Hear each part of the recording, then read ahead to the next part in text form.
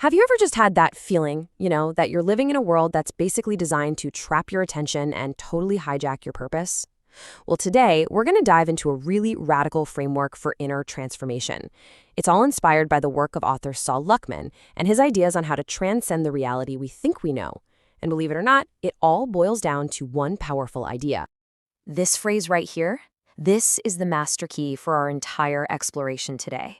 What it's really saying is that the escape hatch from all the chaos of the external world, it isn't out there. You're not going to find it by trying to change everything around you.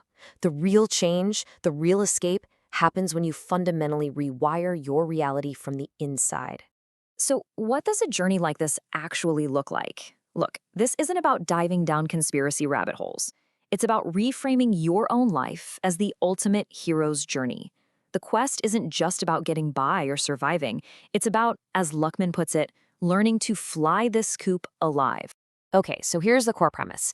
Think of our reality as a kind of construct, but one with a very specific purpose. It's like a cosmic dojo, a spiritual training ground. All the challenges, all the pressure, all the noise, it's not random. It's all designed to test us, to push us to wake up to a much bigger, more powerful spiritual identity that's sleeping inside. The goal isn't to fight the rules, it's to master them so you can graduate. Now, every great hero's journey needs a great antagonist, right? A huge challenge to overcome. Well, in this framework, that adversary is something ancient, it's powerful, and it's deeply personal. It's time for us to meet your inner dragon. So what in the world is the dragon? It's really just a modern term for a concept that you see all throughout history. The ancient Gnostics called it the demiurge, others might call it Satan, but I think Luckman's metaphor is perfect. It's like a foreign operating system that's been installed in our minds. It's a kind of consciousness that hooks into our deepest desires, fuels our addictions, and keeps our attention trapped in the endless scroll of the material world.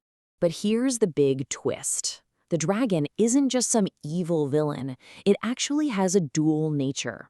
On one hand, yes, it's the adversary trying to keep you stuck. But on the other hand, it's also your greatest teacher. It's like a dojo master who relentlessly tests a student. It pushes your buttons, it triggers you, and in doing so, it forces you to wake up from your slumber and evolve beyond its control. Okay, so understanding the challenge is one thing, but actually meeting it, that's a whole different ballgame. The path forward here isn't about some external gadget or new technology. The real work is all internal. It's about mastering the alchemist's inner technology to reclaim your own sovereign power. And the first steps are, believe it or not, incredibly practical. Step 1, simplify. Just cut down on all the external noise so you can actually hear yourself think again. Step 2, reclaim your attention. You have to consciously pull your focus away from the digital outrage machine that's designed to farm it. And third, you begin the real foundational practice, energy work. This is all about learning to consciously call all your fragmented pieces of power back to your center. And that brings us to a really crucial question. I mean, a journey like this takes an immense amount of personal energy, right? So in a world that feels like it's designed to drain you at every turn, where on earth do you find the fuel for this kind of massive transformation? The answer is actually pretty amazing. You start by reabsorbing the energy you've already lost. All that energy that's fragmented and stuck in past traumas. All the energy you waste projecting into anxious futures that never even happen. You can even learn to draw in ambient energy from the environment around you. And here's the ultimate Aikido move. You can learn to siphon off the very energy of the dragon that's trying to control you. Now, when you really dedicate yourself to this practice, this art of reclaiming and concentrating your own energy, you begin to forge something legendary. You start to build your very own philosopher's stone. And this is so crucial. We are not talking about some myth of turning lead into gold. The philosopher's stone is an internal, energetic reality. The best way to think of it is like a super condensed, incredibly powerful battery for your own consciousness. And it's forged and stored right in your energetic core, a point just below the navel that some traditions call the dantian. It's not an object, it's you. It's a multidimensional, fully powered version of you. So what does this internal power source do? Well, it becomes the engine for your vehicle of eternity. A body made of pure consciousness and energy that goes by many names. The dream body, the astral body, the light body. This is the vehicle you build to navigate whatever lies beyond the matrix. And this brings us right to the final stage of this incredible journey. What does it actually mean to fly the coop alive? I mean, from the outside, what does this act of transcendence even look like? It's wild, because if you look across different cultures, you find these stunning descriptions of this very phenomenon.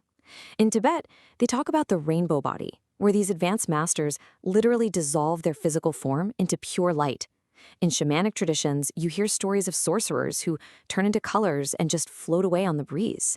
These are all just different ways of describing the same outcome, activating the dream body to consciously navigate the next reality, what they call the dark sea of awareness. And this, right here, is where the perspective completely flips on its head. We're all taught that space, the final frontier, is out there. But in the world of inner alchemy, you access that exact same infinite expanse by going in. That dark sea of awareness that these shamans and masters explore, that's what we perceive as outer space. It's a reflection of a reality that is fundamentally internal. So the ultimate question isn't really about escaping to somewhere else. It's about discovering the universe that you already contain within you. If the entire cosmos is just a mirror of your own inner world, just imagine what new galaxies are just waiting to be discovered inside of you. Where will your journey take you?